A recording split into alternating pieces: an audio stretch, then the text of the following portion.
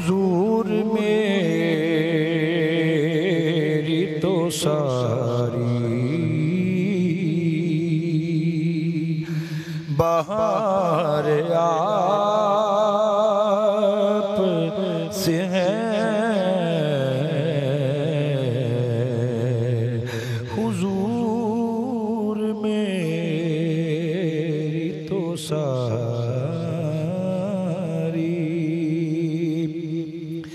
بہار آپ سے ہے،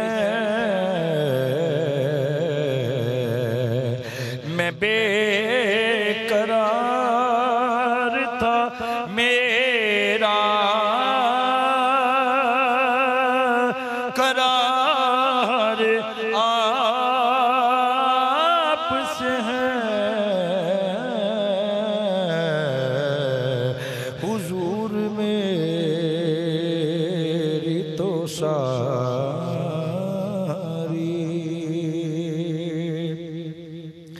اور کہاں ہو عرض مدینہ، کہاں میری ہستی، کہاں یہ عرض مدینہ، کہاں میری ہستی،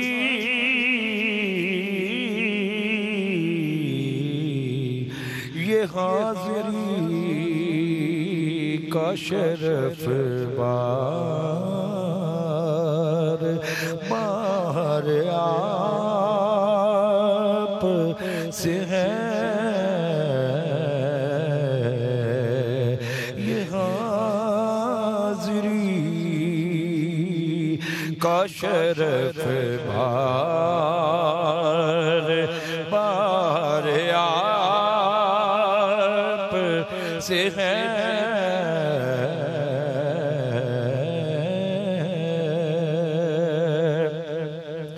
اور میری تو ہستی ہی کیا ہے،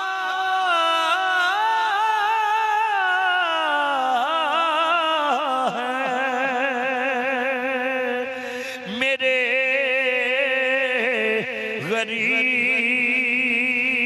غریب نواز، میری تو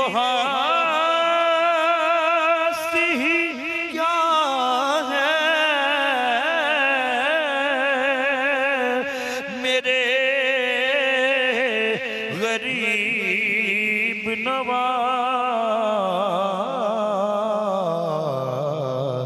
جو مل رہا ہے مجھے سارا پیار آپ سے ہے،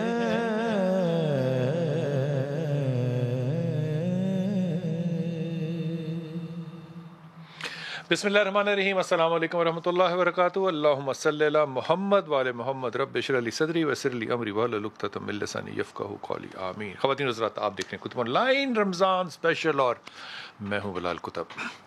حضرت مصعب بن عمیر جو تھے، یہ بڑے امیر والد کے صاحبزادے تھے، امیر کا لفظ نہیں، بہت زیادہ امیر۔ لباس ان کا جو تھا وہ لوگ دیکھتے تھے، ان کی خوشبو جو تھی وہ گلیوں میں لوگ سونگتے تھے۔ انہوں نے اسلام قبول کر لیا، ان کے والد کا انتقال ہو گیا، ان کو پھر کچھ عرصہ ان کے چچا نے پالا۔ ان کے معاملات جب ایمان انہوں نے قبول کر لیا تو لوگوں کی جو وہ قدورتیں ہیں، میں نفرت کا لفظ حدیث میں استعمال نہیں کرنا چاہ رہا کیونکہ یہ مجھے معیوب لگتا ہے کہ حدیث میں نفرت کا لفظ ہے، وہ قدورت رہی کہ اس نے ایمان قبول کر لیا۔ تو چچا نے کہا کہ کھاتے پیتے تو تم ہمارا، پہنتے تو تم ہمارا، عیاشی تم ہمارے پیسے پہ کرتے ہو، اور ایمان تمہارا جو ہے وہ نبی پاک صلی اللہ علیہ وسلم کے ساتھ ہے۔ تو انہوں نے کہا بالکل ہے۔ ان کا گھر سے نکل جاؤ، انہوں نے کہا جی نکل جاتا ہوں۔ جب وہ نکلنے لگے تو انہوں نے کہا یہ کپڑے بھی اتار کے جا, یہ بھی تیرے باپ کی کمائی ہے. چچا اتنا آدمی مطلب کمال آدمی تھا نا, اس نے کہا کپڑے بھی, انہوں نے کپڑے بھی دے دیے. انہوں نے کہا یہ لو پکڑو. آپ کی شہادت جو ہے یہ احد کے جنگ میں ہوئی, اور احد کی جنگ میں سلسلہ یوں تھا کہ انہوں نے صرف تہمت باندھی ہوئی تھی, اور جب ان کو دفن کرنا تھا تو رسول پاک صلی اللہ علیہ وسلم یہ ان ہستیوں میں سے ہیں, حضرت حمزہ ایک ہستی ہیں اس میں, جن کو کہ جب کفن دیا گیا تو انہی کی چادر میں ان کو لپیٹا گیا. تو لوگوں نے پوچھا کہ حضور چادر چھوٹی ہے, ان کے سر کو ڈھانپیں یا ان کے پاؤں کو؟ تو آپ نے فرمایا ان کے سر پہ چادر ڈالو, اور پاؤں پہ گھاس جو تھا وہ ڈالا گیا. یہ وہ لوگ ہیں جنہوں نے ایک دفعہ نبی کو مان لیا, دل سے تسلیم کر لیا, پھر ان کی زندگی کا کوئی ایسا حصہ, کوئی ایسا کرینہ, کوئی ایسا جسے میں کیا کہوں سائنس کی زبان, کوئی ایسا جین نہیں تھا جو کہ اتباع رسول صلی اللہ علیہ وسلم کے علاوہ ہو. میں ایمانداری سے سمجھتا ہوں کہ آج ہم جتنا نام رسول صلی اللہ علیہ وسلم لیتے ہیں یہ برکت ہے کہ ہم پہ کوئی تباہی نہیں آئی, لیکن ایک ایک گناہ کے لیے اللہ نے امتوں کو تباہ کر دیا. کوئی جھوٹ بولتا تھا, کوئی کم تولتا تھا, ایک نے اونٹنی کو تنگ کر دیا, ایک نے مچھلیاں غلط دن پکڑ لی, اللہ نے عذاب ڈال دیا. ہم سارا کچھ کلیکٹیولی کرتے ہیں, لیکن اللہ نے ہم پہ رحم کیا ہوا ہے. لیکن ایمانداری سے سوچیے ذرا, آپ جب روزہ صبح رکھتے ہیں تو آپ کو پتا ہوتا ہے کہ آپ نے افطاری کرنی ہے. اگر کسی شخص کو یہ یقین نہ ہو کہ میں نے کھانا کیا کھانا ہے, وہ بھوک کا اندازہ آپ نہیں کر سکتے. خدا نہ کرائے کسی کو جس کے گھر میں مسائل غربت کے ہوں, کام کرنے کی استطاعت نہ ہو, اور اس کے بعد اولاد جو ہے وہ کسی بھی وجہ سے, وہ خاندانی شادیوں کی وجہ سے, وہ کسی بھی مذہب کی وجہ سے وہ بیمار ہو, اور بیمار بھی اس حد تک ہو کہ وہ ذہنی طور پہ معذور ہو جائے, وہ ماں اور وہ باپ کیا ہمارے مسلمانوں کے 12 مہینوں میں حقدار نہیں ہے کہ ان تک زکوٰۃ پہنچے, ان تک ہمارا مال جو ہمارے پاس ان کی امانت ہے وہ پہنچے, خصوصاً رمضان کے اندر وہ ان تک کیوں نہ پہنچے؟ میرے خیال میں ہماری بہت بڑی ناکامی ہے. ہمارے ساتھ آج انشاءاللہ تعالی ایک مقدمہ ہے جو آپ کے سامنے رکھوں گا, جو کہ محمد حسن ہے, کوٹ رنالہ خرد سے. یہ راج ہیں جو بستری ہوتا ہے کام کرنے والا, اس سے آپ کی ملاقات کروں گا. لیکن ہمارے ساتھ ڈاکٹر امجد ثاقب بھی ہوں گے, ان سے بھی بات کریں گے کہ حقوق ہم کہاں تک پورے کر رہے ہیں. ہمارے ساتھ غلام حیدر ثاقب بھائی ہیں, السلام علیکم. وعلیکم السلام جی. اور ہمارے ساتھ انتہائی محترم علامہ رشید ترابی صاحب, السلام علیکم سر, آپ کو بہت وارم ویلکم, بہت وارم ویلکم. حافظ غلام عباس جو ہیں, انہوں کو اللہ نے صرف آنکھوں کی روشنی نہیں دی, لیکن وہ دل کی روشنی جو ہے اور وہ جو محبت کی روشنی ہے وہ آپ نے سن لی ہوگی. حسن آپ سے بات شروع کرتا ہوں. حسن یہ فرمائیے کہ آپ کے گھر میں کتنے لوگ ہیں سارے؟ السلام علیکم. وعلیکم السلام. جی میرے گھر میں ہیں 9 افراد ہیں. آپ کی بیوی ہے اور 8 بچے ہیں؟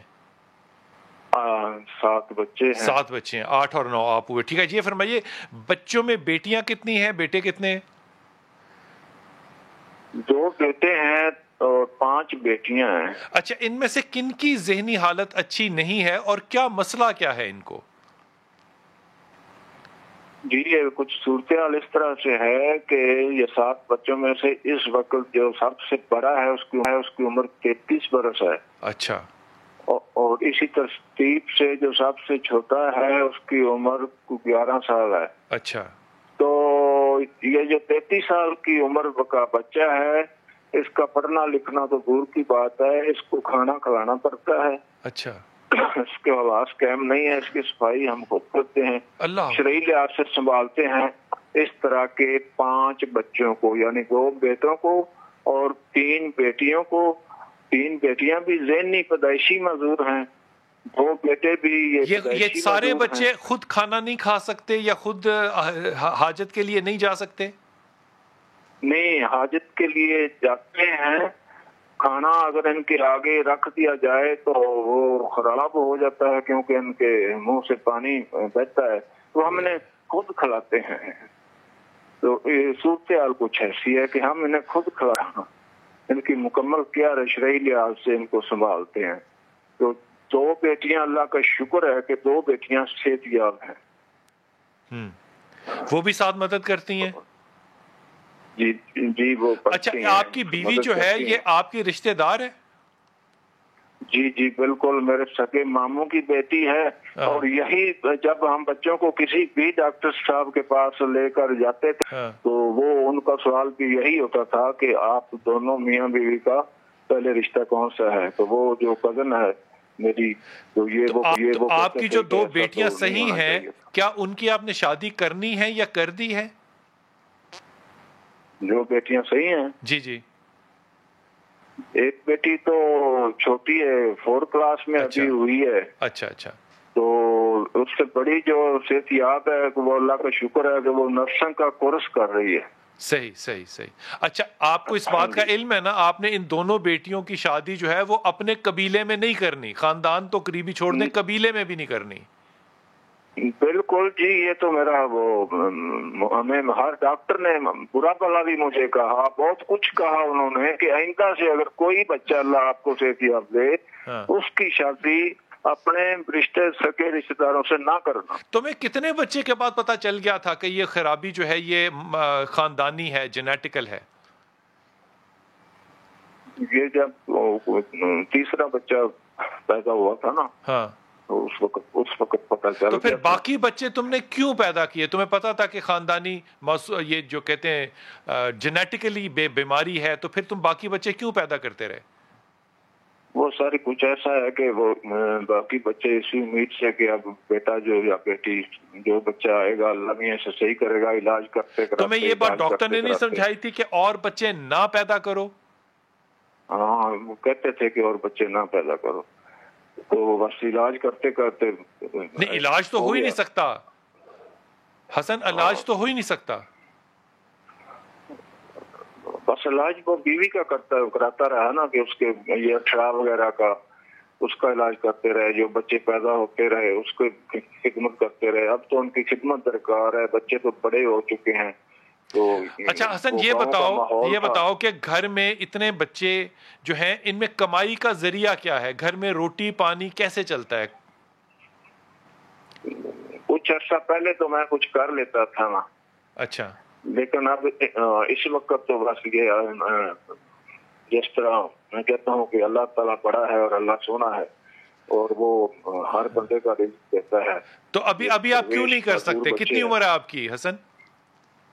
جی میری عمر 62 سال ہے، اور یہ میرے نا دماغ میں درد ہے سن 1980 سے، تو وہ اسی صورتحال میں میں کام کرتا رہا، تو یہ پتھوں پہ اثر ہو گیا، دوائیاں کھاتا ہوں، تو کوئی دوائی کیسی کوئی کیسی۔ اچھا یہ بتاؤ کہ گھر میں بچوں کو اب اتنے مطلب بچے ہیں، ان کو کھانا کھلانا، ان کو غسل دینا، ان کو دوائی دینی، یا ان کو سلانا، یا ان کو غسل خانے لے کر جانا، طہارت کرانا، یہ سارے کام کون کرتا ہے؟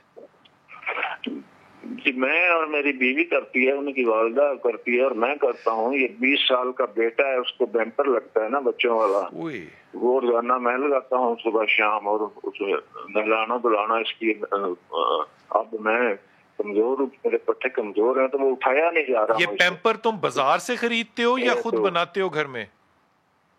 جی ہاں جی، پیمپر تم بازار سے خریدتے ہو؟ جی جی بازار سے خریدتے ہیں نا پیمپر، وہ اور تو کوئی چیز نہیں نا۔ یہ ایک پیمپر کتنے کا آتا ہے؟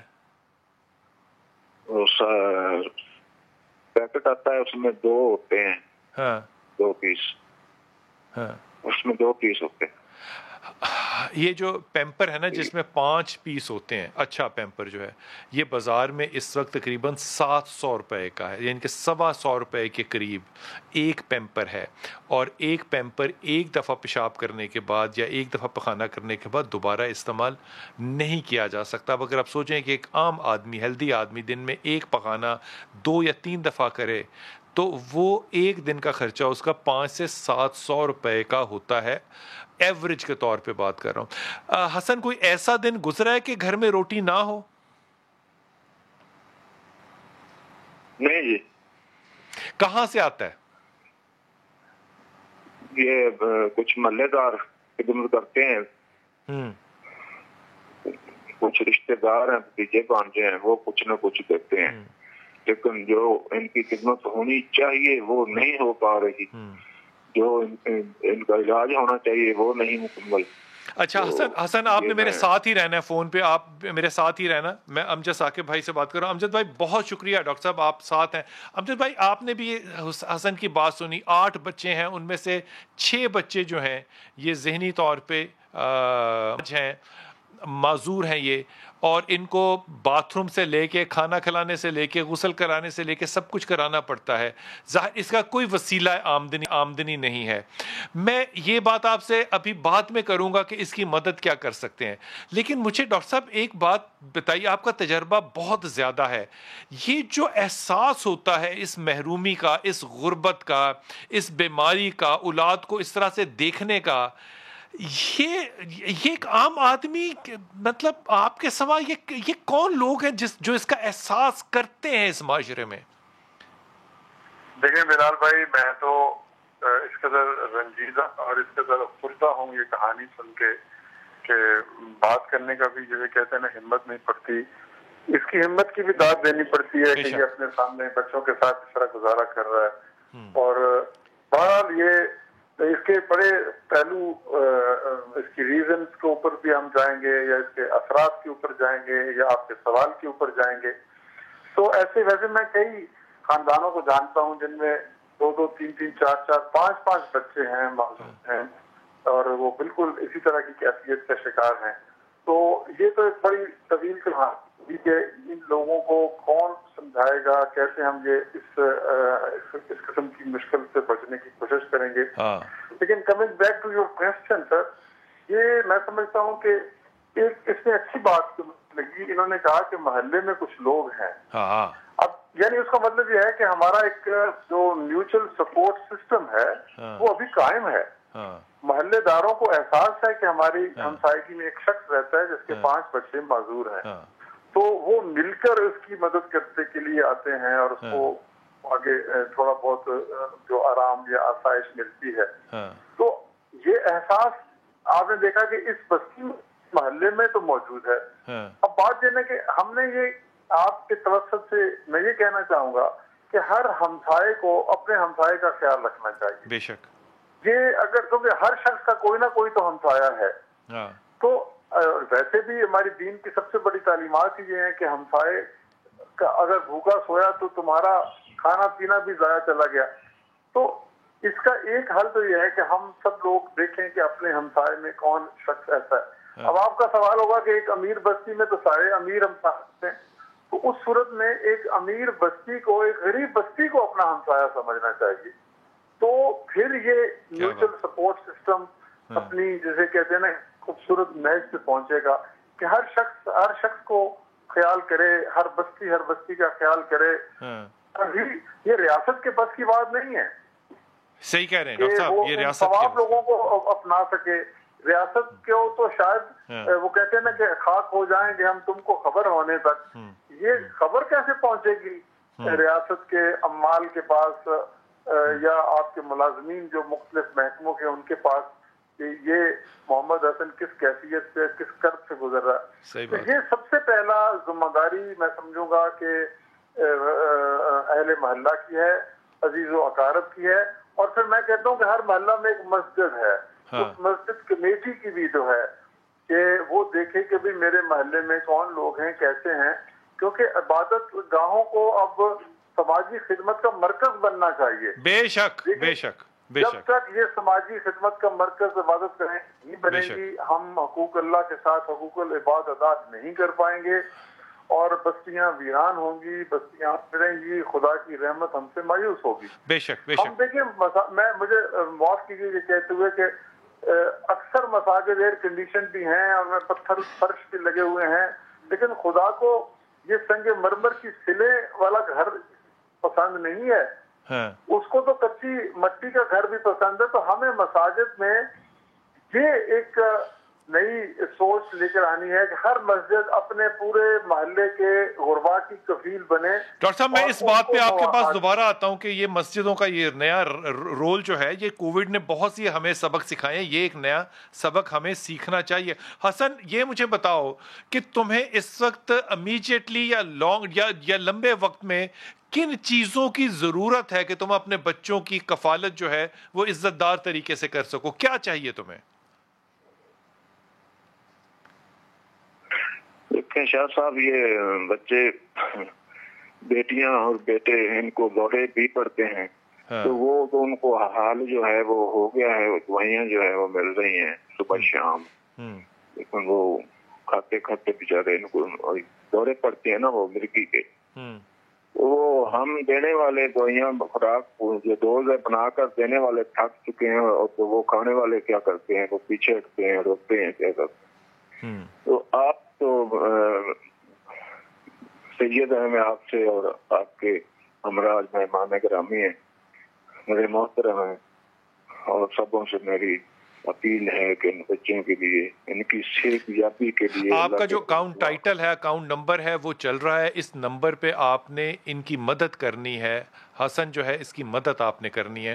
اور حسن یہ بتاؤ تمہارا مہینے کا تقریباً کھانے پینے کا کتنا خرچہ ہے، گھر کا کتنا خرچہ ہے، گھر تمہارا اپنا ہے یا کرائے پہ ہے؟ جی گھر اپنا ہے۔ کتنا خرچہ آتا ہے تمہارا گھر میں کھانے پینے کا سب لوگوں کا؟ یہ کوئی کافی خرچہ ہے سر، مہنگائی میں تو 50,000 ہو جاتا ہے۔ 50,000 خرچہ ہو جاتا ہے۔ ڈاکٹر ثاقب، یہ جو آپ کی بات ہے نا کہ مسجدوں کو یہ رول ادا کرنا چاہیے، اس پہ تو میں اگلے پورے سیگمنٹ میں یہ بات ضرور کروں گا، اور آپ سے بھی کہوں گا کہ آپ ہمیں اس پہ مشورہ دیں۔ اس آدمی کے لیے، حسن کے لیے، آپ کی جو آپ اس میں کیا اس کی اسسٹنس کر سکتے ہیں؟ جی یہ بلال بھائی، آپ مجھے بعد میں اس کا فون نمبر ہمیں بھیج دیجئے، جی ہم کچھ نہ کچھ تھوڑا سا حصہ ضرور ڈالیں گے، اپنے دوستوں کو بھی بتائیں گے، کوشش کریں گے کہ آپ مجھے ان کا نمبر دے دیجئے، ان کا ایڈریس دے دیجئے، ہم انشاءاللہ ضرور کچھ نہ کچھ کرنے کی کوشش کریں گے۔ ہماری ٹیم آپ سے رابطہ کر کے انشاءاللہ نمبر بھیج دے گی۔ ڈاکٹر صاحب ایک بڑی کامیاب میں آپ کو سٹوری سناؤں، پچھلا سال بلکہ ہوا، آپ نے کہا تھا کہ جو آئیڈیا دیا تھا کہ دکانوں کے اوپر جو ہے وہ آپ لوگوں کی مدد کریں، کہ جو لوگ وہاں پہ سودا 2 مہینے سے پیسے نہیں دے سکے ان کے لیے آپ ایک وہاں پہ اکاؤنٹ اوپن کر دیں، رجسٹر اوپن کر دیں کہ وہ سامان لے کر جا سکیں۔ ڈاکٹر صاحب مجھے تقریباً اس وقت 11 مہینے ہو گئے اس کام میں نے 3 دکانیں اس پہ الاٹ کی کہ وہ لوگ سامان دیں، اور جو مہینے کا نہیں دے سکتا اس کو وہ چھوڑ دیں، اگلے مہینے کا کھاتا پھر شروع کر دیں۔ ڈاکٹر صاحب میں نے تینوں دکانداروں سے پوچھا کہ کسی شخص نے آ کے تمہیں چیٹ کیا، دھوکہ دیا؟ تو ان تینوں لوگوں میں سے 2 دکانداروں نے ڈاکٹر ثاقب آپ کا نام لے کے کہا کہ یار اس بابے کی دعا ہے، ہمیں کسی نے چیٹ نہیں کیا۔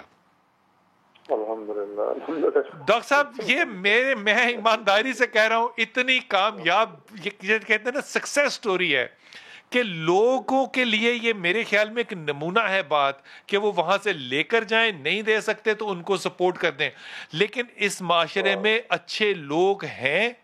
اور ایک دفعہ آپ لوگوں سے ڈاکٹر صاحب حسن کے لیے اپیل کر دیں کہ وہ اس کے اکاؤنٹ میں جو بھی ہو سکتا ہے وہ کریں۔ دیکھیں یہ میں سمجھتا ہوں کہ لوگوں کو ضرور اس کے لیے دوائی دینا چاہیں، کوئی پیمپر بھجوانا چاہیں، کوئی رقم بھجوانا چاہیں، کوئی خوراک مہینے کی کیا ہے، 2 بندے بھی اگر فیصلہ کریں، 3-4 بندے بھی چلیں، 5, 7, 10 ہزار روپے مہینے کی زکوٰۃ بھی اس کو دی جا سکتی ہے۔ تو ان کو مستقل طریقے سے مدد کے لیے میں پورے پاکستان سے بات کروں گا۔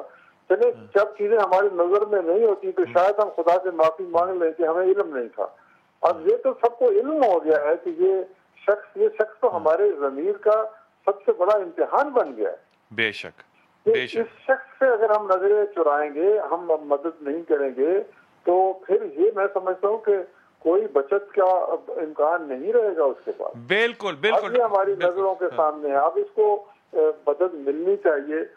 2, 3, 4, 5 لوگ اگر 5-5 ہزار روپے بھی مہینے کا بھیجیں تو کوئی خیر کی کوئی کمی ہی نہیں کسی کے پاس آئے۔ ڈاکٹر صاحب بہت شکریہ، بہت شکریہ۔ اور وہ جو 2 دکانداروں نے آپ کو بابا جی کہا تھا، جی آپ کو عمر کی وجہ سے نہیں کہا تھا، آپ کے اس عمل کی بزرگی کی وجہ سے کہا تھا، اور میرے خیال میں اب آپ کو بابا جی کہنا ہمیں شروع کر دینا چاہیے۔ جتنی بات آپ کی لوگ مانتے ہیں، یہ جو بچہ ہے ہمارا حسن، ایک تو نام بھی بڑا خوبصورت ہے، یہ ان کا ٹائٹل چل رہا ہے، اور یہ ذہن میں رکھتے ہوئے یہ میں ہاتھ جوڑ کے کہہ رہا ہوں کسی بھی مسلک سے بالا ہو کر کہ امام کے اس دسترخوان کو یاد کریں اور اس حسن کے دسترخوان کو آباد کریں. آپ اس دسترخوان کو آباد کریں گے, اللہ آپ کے لیے انشاءاللہ آسانیاں کرے گا. سوچنے کی بات یہ, بہت سے گھروں میں میڈیسنز ہوتی ہیں جو کہ نہیں استعمال ہو رہی ہوتی, ایڈلٹ پیمپرز بہت گھروں میں استعمال ہوتے ہیں جو کہ شاید فالتو ہوتے ہوں گے, نہ بھی ہوتے ہوں تو آپ اس کے لیے تھوڑا سا بڑھ کے کیجئے. گرمی سردی کے کپڑے, غلاف, کوئی بھی چیز اگر کچھ بھی نہیں کر سکتے تو اپنی دعاؤں میں تو یاد ضرور کر سکتے ہیں. لیکن یہ اکاؤنٹ نمبر یقین کیجئے, میں آپ کو اپنے تائیں یہ بات کہہ رہا ہوں اپنے گمان سے, یہ اکاؤنٹ نمبر آپ کی قبر میں یاد آئے گا آپ کو کہ آپ نے اس کا حصہ ڈالا یا نہیں ڈالا.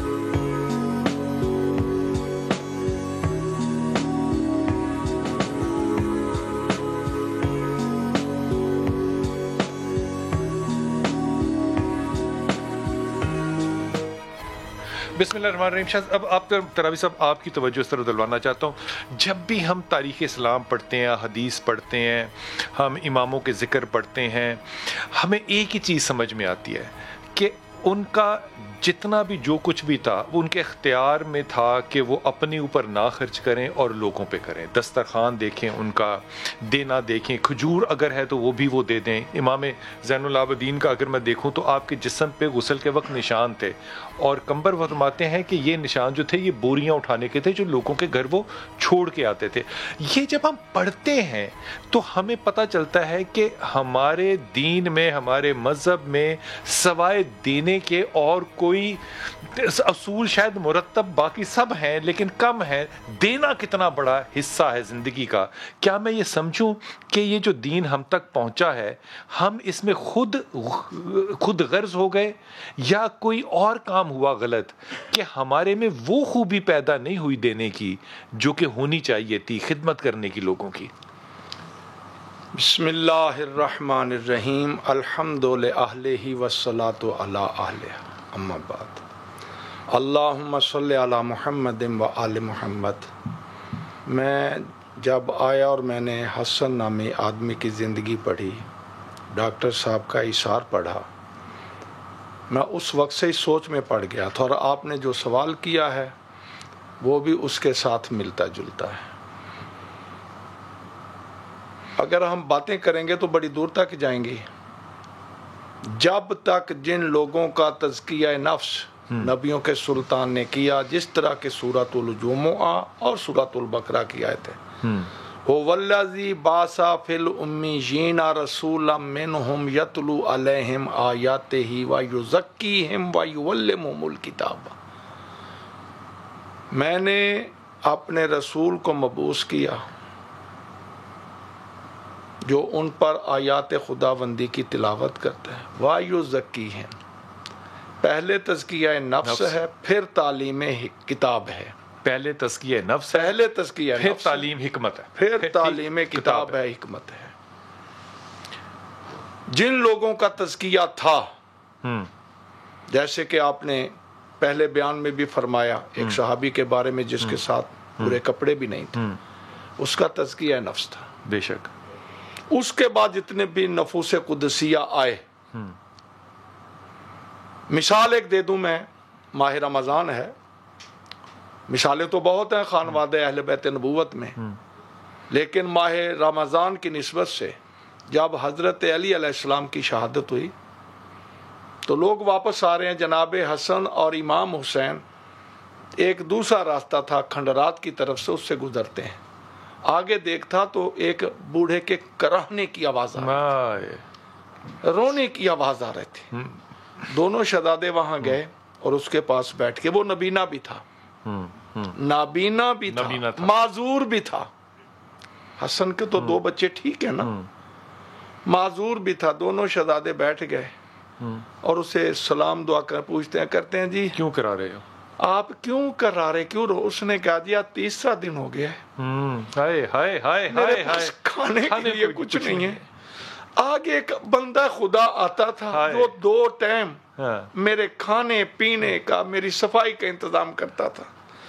اللہ جانے 2-3 دن سے نہیں آیا، میں بڑا پریشان ہوں۔ ہائے ہائے ہائے ہائے، اب یہ پوچھتے ہیں شہزادے آپ ان کا نام جانتے ہیں؟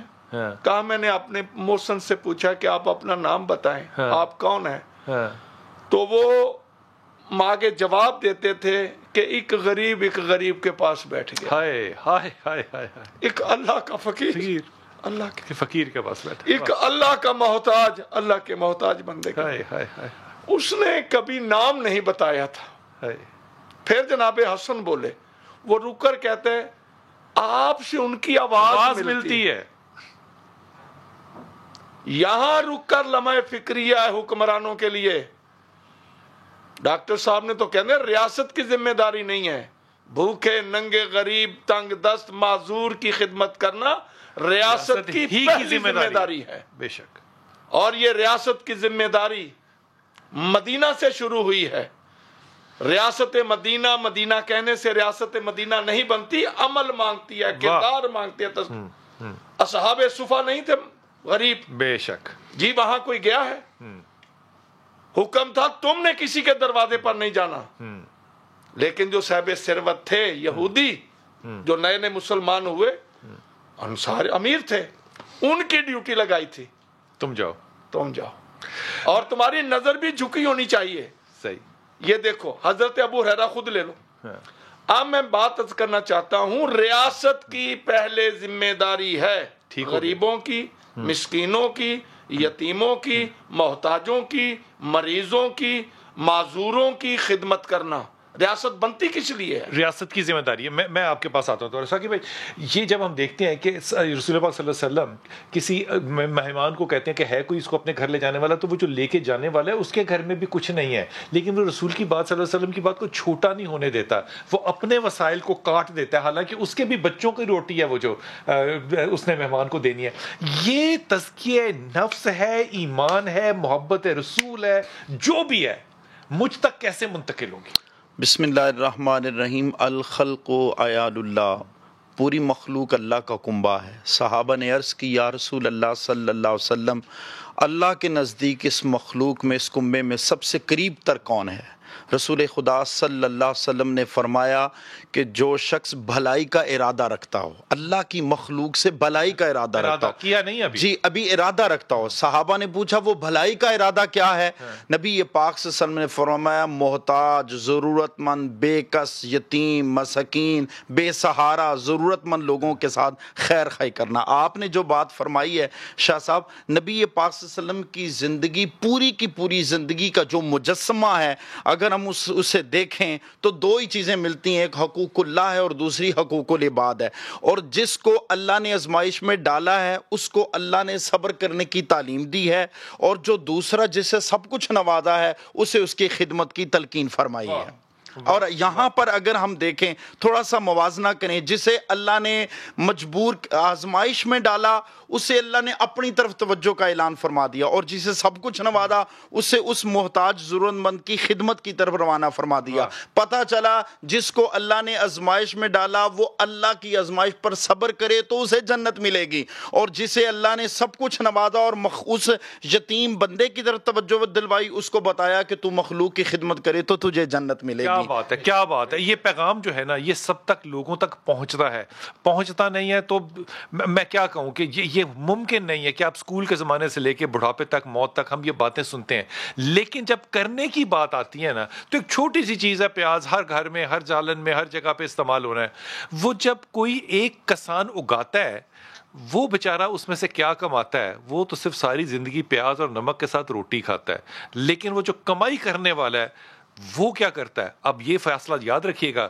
کہ اس کسان کے اور اس آخری شخص کے درمیان میں جو کمانے والے لوگ ہیں وہ سارے کے سارے لوگ مسلمان ہیں. لیکن یہ میں پیکج دکھانے سے پہلے ایک رپورٹر کے پاس جاتا ہوں جو کہ اس وقت کوئٹہ میں ہے. نور العارفین آج یہ تسلی کروائیے کہ کوئٹہ جو ہے یہ بڑا ہی خوبصورت شہر ہے. دہشت گردی کو چھوڑ دیجئے, نمازی, پرہیزگار, ذکر کرنے والے لوگ ہیں, ہاتھوں میں تسبیحاں پکڑ کے پھرتے ہیں. یہ فرمائیے کہ یہاں تو کوئی خوشخبری ہوگی کہ یہاں پہ حالات جو ہیں خریدنے کے لوگوں کے بس میں ہیں, چیزیں جو ہیں وہ ذخیرہ اندوزی نہیں ہو رہی اور لوگ امن اور ایمان کے ساتھ بیچنے میں مصروف ہیں, چیزیں بلیک مارکیٹ نہیں کر رہے. فرمائیے جی نورل.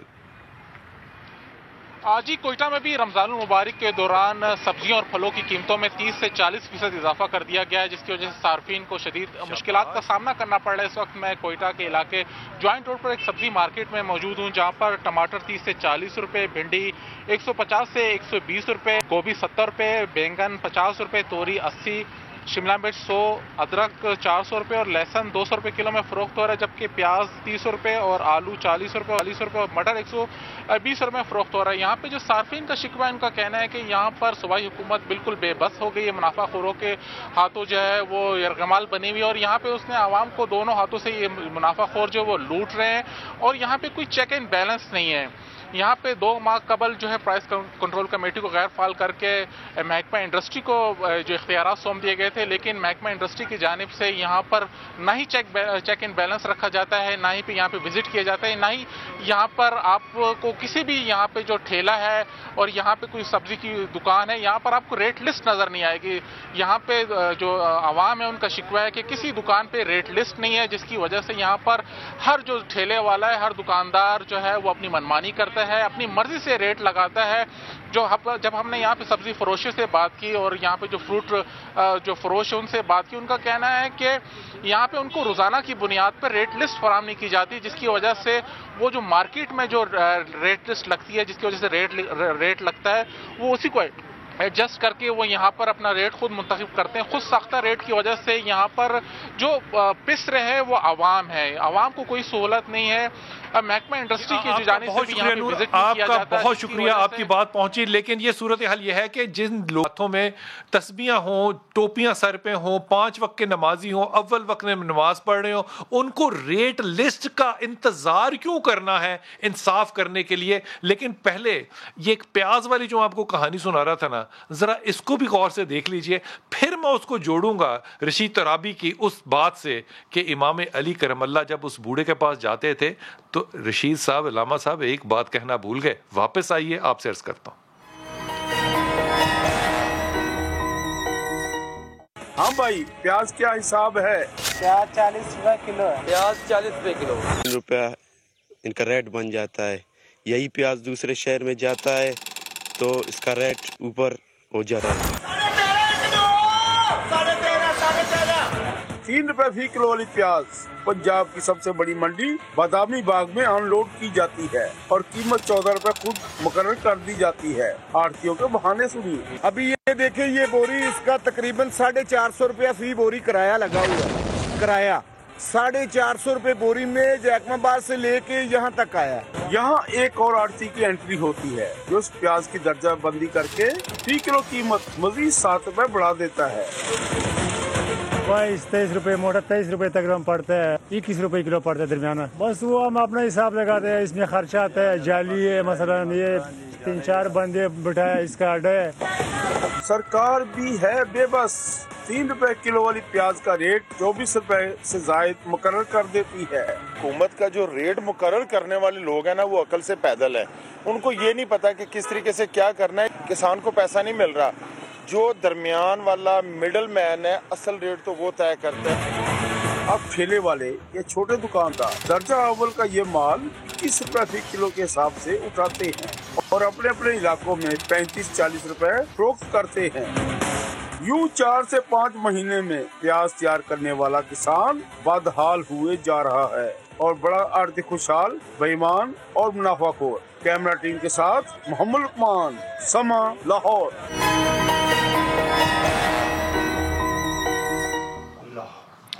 یہ 3 روپے کا 40 روپے تک جو پہنچتا ہے نا، اس کے اندر 2 سے 3 آرتی ہیں. اگر اس کا کوئی حل چاہے نا، جو کہ نہیں کرنا آپ نے، مجھے پکا یقین ہے نہیں کرنا، کیونکہ ہماری سرکار نہیں، ہماری عوام بھی سوئی ہوئی ہے اور ہمارے وہ ادارے بھی سوئے ہوئے ہیں جنہوں نے کرنا. صرف ایک اس کا عمل ہے، اور وہ عمل یہ ہے کہ جب یہ پیاز منڈی میں پہنچتا ہے اور وہاں پہ آرتی آرت کر رہا ہوتا ہے، وہاں پہ ایک آدمی سرکار کا کھڑا ہو آرتی کے پاس تاکہ وہ ریٹ کو صحیح جسٹیفائی کرے. لیکن وہ وقت ہوتا ہے صبح فجر کا، تو فجر کے وقت تو اٹھنا نہیں ممکن ہوتا نا سرکار کے لیے.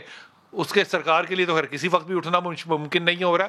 اگر وہاں پہ صرف ایک سرکاری آدمی کھڑا ریٹ کو پابندی سے ڈسٹریبیوٹ کروا دے سب چیزوں پہ، آگے سامان جو ہے وہ 40 کا نہیں پہنچے گا، مناسب پہنچے گا. لیکن آپ اپنی جان کو کبھی تکلیف نہ دیجئے، لوگ مر رہے ہیں مرنے دیجئے. حضور اقدس یہاں پہ جو علامہ صاحب بات پوچھیں، کیونکہ یہ میں نے تذکرہ جو ہے نا، یہ تفسیر ابن کثیر میں بھی اور امام جوزی کے ہاں بھی پڑھا.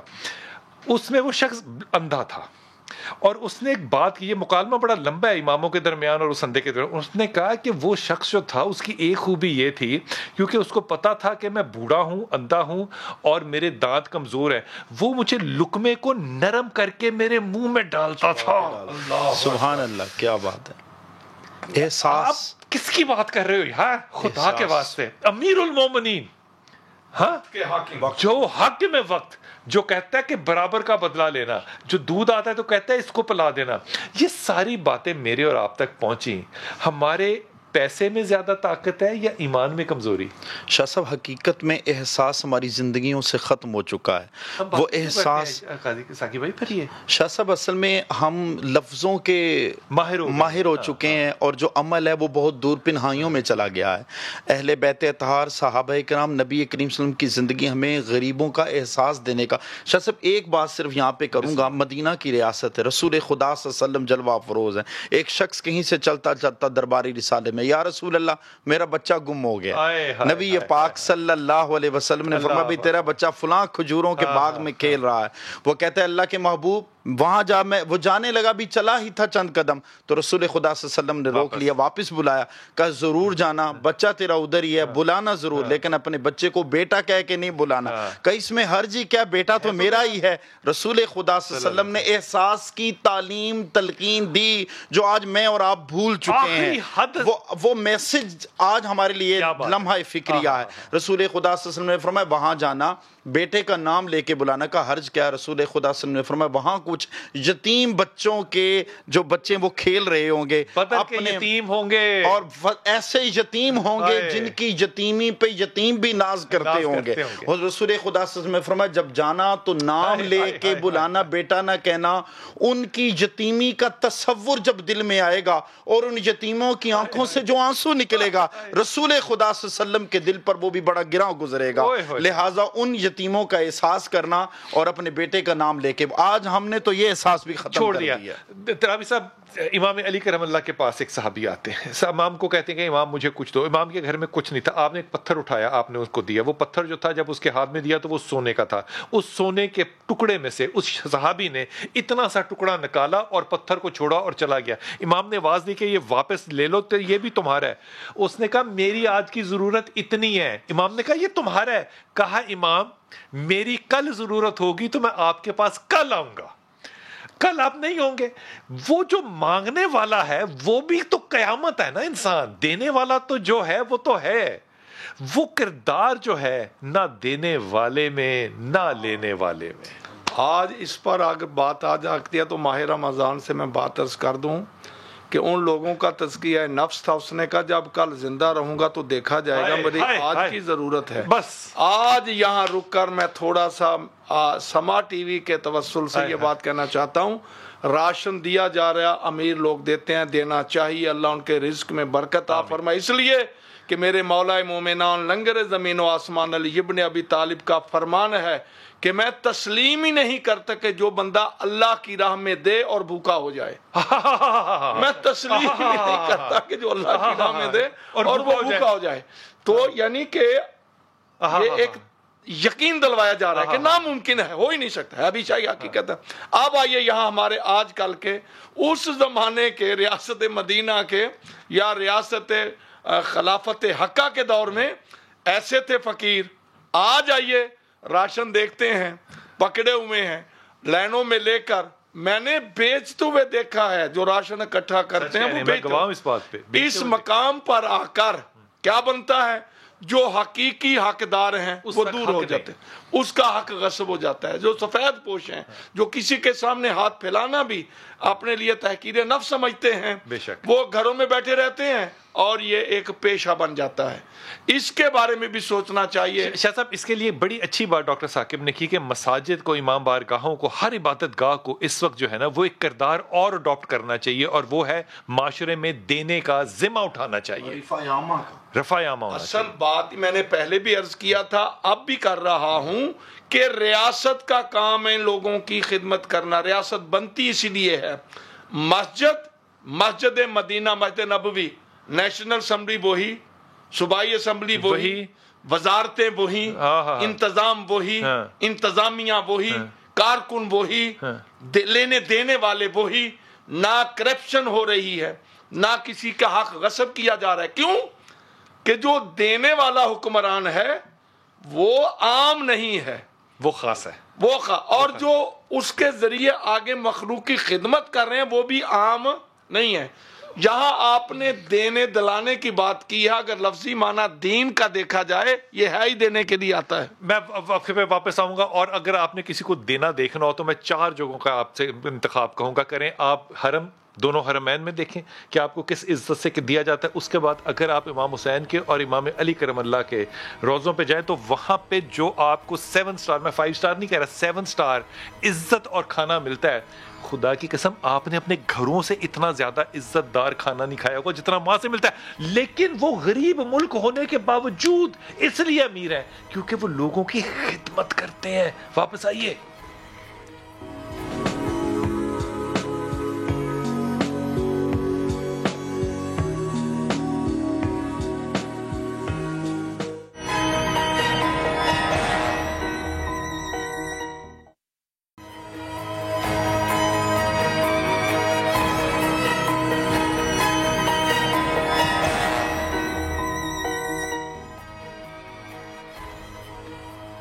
बिस्मिल्लाहिर्रहमानिर्रहीम। अल्लामा रशीद रबी साहब, आपको ये हदिया कर रहा हूँ बात, और यही आपका सवाल है हुजूर, यही सवाल आपसे भी है। मौलाना मौदूदी जो हैं, वो अबुल आला मौदूदी जो है, वो जुमे की नमाज पढ़ने जाते थे एक ही मस्जिद में, और वो मस्जिद थी ज़ाहिर है उनकी मसलक की थी, लेकिन उनके अपने बड़े ताल्लुकात जो थे वो ज़्यादा कोई मुनासिब नहीं थे। पहली सफ में बैठे हैं और जो उनको देख के जो मिंबर पे खुतबा देने वाले हजरत हैं, उन्होंने एक फतवा नुमा खुतबा दिया। उन्होंने कहा, जनाब ये जो शख्स बैठा है, गौर कीजिएगा, ये जो शख्स बैठा है, ये जब मर जाएगा इसकी कब्र के ऊपर जो घास उगेगा, उस घास को जो बकरी खाएगी उस बकरी का गोश्त भी हराम है। हम अब सोचने की बात है कि उस आलिम को कितना गुस्सा चढ़ना चाहिए। घर आए मुस्कुराते हुए, अगले जुमे फिर उसी के साथ जाके जुमा पढ़ा। हजूर, ये जो किरदार था, ये किरदार होगा तो वो दस्तरखान वाली बात मेरे तक पहुंचेगी ना? पहुंचेगी, बेशक। वाह वाह। इस पे मुझे राय दें कि वो किरदार अब मैं कहां से लाऊं, किसको अपना आइडियल बनाऊं? अर्ज ये है कि उन्होंने ये किरदार कहीं से नहीं लिया, कोई जाती नहीं था, ये नबी अकरम का अता करता था। हाँ। जो गालियां देने वाली थी, जो बरा बुला कहने वाली थी, जो बददुआएं देने वाली थी, कूड़ा करकट फेंकने वाली थी, तौहीन करने वाली थी, कांटे बिछाने वाली थी, कांटे बिछाने वाली थी। जब 3 दिन नहीं बिछे तो साहबा से कहते हैं चलो उसका पता लें कि बीमार तो नहीं होगा। लेकिन जिसने नहीं मानना ना तराबी साहब, उसने नहीं मानना, वो चांद के टुकड़े कर दिए। वो जो जमीला थी वो कह रही थी इसका जादू आसमान पे भी चला, वहां भी पहुंच गया। हाँ। तो बात यह है कि अगर हम सच्चे दिल से नबी की इत्तबा और पैरवी कर लें तो इस दौर में भी जो नबी के आशिक हैं वो भी जो काम करेंगे उनके लिए कोई मुश्किल नहीं है। जब उनका रोह, उनकी लौ, उनकी तवज्जो अल्लाह की तरफ है, हाँ। तो जो अल्लाह का हो जाता है अल्लाह भी उसके हो जाते हैं। क्या बात है साकी भाई, ईमानदारी से बात है। जब हम बात करते हैं ना इक्तबा की, और वो जिसने फतवा दिया था फिर उनकी बायत में यार उनका मुरीद भी बन गया। کیا بات ہے.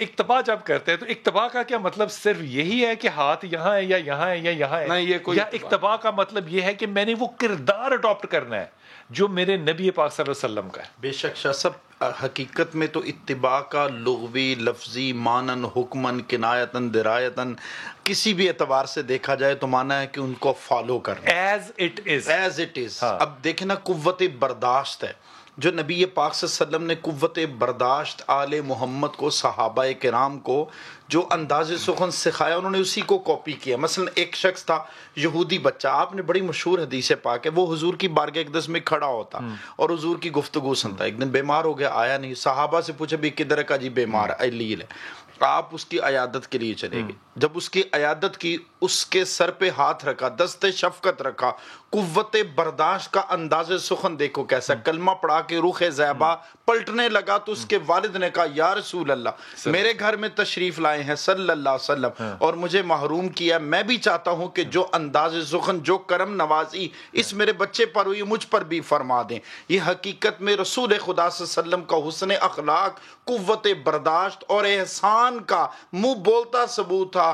آج رہتی دنیا تک ہمیں بھی یہود و نصارہ، ہمیں بھی اپنے بیگانے، ہمیں بھی اپنے تمام مکاتب فکر سے بالا تر ہو کر انسانیت کا جذبہ اپنے دلوں میں رکھیں گے تو یہ کارواں سوئے منزل، سوئے جنت الفردوس روانہ ہوگا. میں آپ کی بات کو بڑھاتے ہوئے صرف ایک بات آپ لوگوں کی اجازت سے کہہ رہا ہوں کہ جب آپ کا مرشد ٹھیک ہوگا نا، پھر آپ مرید بھی ٹھیک ہوں گے. جب بابا ٹھیک ہوتا ہے تو پھر آپ ٹھیک ہوتے ہیں. زندگی میں بابے ٹھیک بنانا بھی بہت بڑا کلاس ہے. بہت ممنون، بابے کی پہچان. بہت شکریہ چیترا بھی صاحب. یہ بات جو ہے نا، یہ ذہن میں رکھیے گا کہ وہ یہودی بچہ جو تھا، اس نے ابھی کلمہ نہیں پڑھا تھا، اس نے صرف میرے نبی پاک صلی اللہ علیہ وسلم کے چہرے کو دیکھا تھا. میں مختصر، جب گھر میں آئے رسول پاک صلی اللہ علیہ وسلم اور اس نے اپنے باپ کی طرف دیکھا، مرنے والا تھا، تو اس نے کلمہ پڑھ لیا. صرف کلمہ پڑھا تھا، کوئی عمل نہیں تھا اس کا، صرف عشق رسول تھا. اس کی قبر میں میرے نبی جب خود اترے تو وہ پاؤں پہ اپنے پنچے پہ چل رہے تھے. اب اس قبر میں کون کون شامل تھا یہ پھر عرض کروں گا.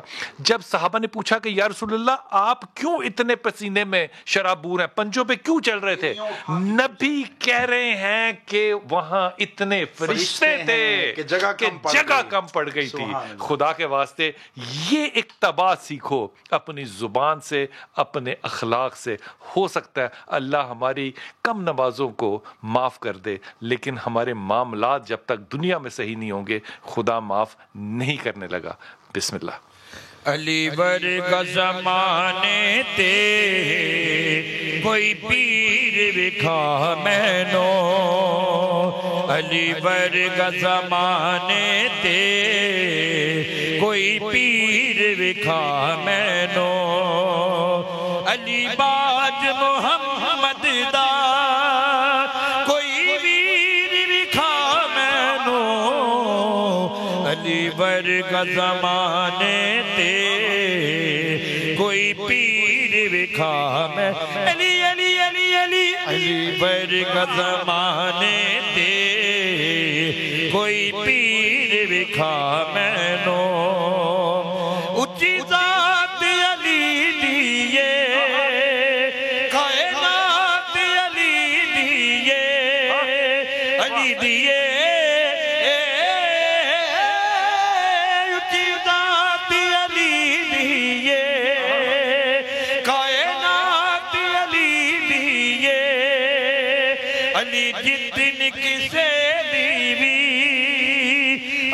جتن کسے دیوی جاگیر وکھا مینو، علی ورگا زمانے تے کوئی پیر وکھا مینو، ایدہ ہتھ ید اللہ چہرہ وجہ اللہ، ایدہ ہتھ ید اللہ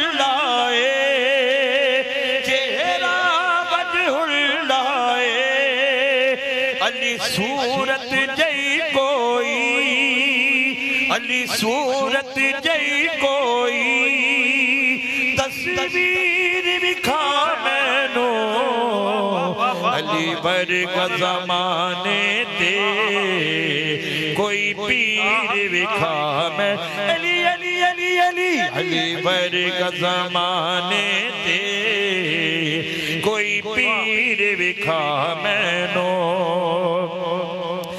کعبے وچ آمن ہے مسجد وچ جاون ہے کعبے وچ آمن ہے مسجد وچ جاون ہے علی جتن کسے دیوی علی جتن کسے دیوی تو کیر وکھا مینو علی برگا زمانے تے کوئی پیر وکھا میں علی علی علی علی برگا زمانے تے کوئی پیر وکھا میں نو علی باج محمد دا علی باج محمد دا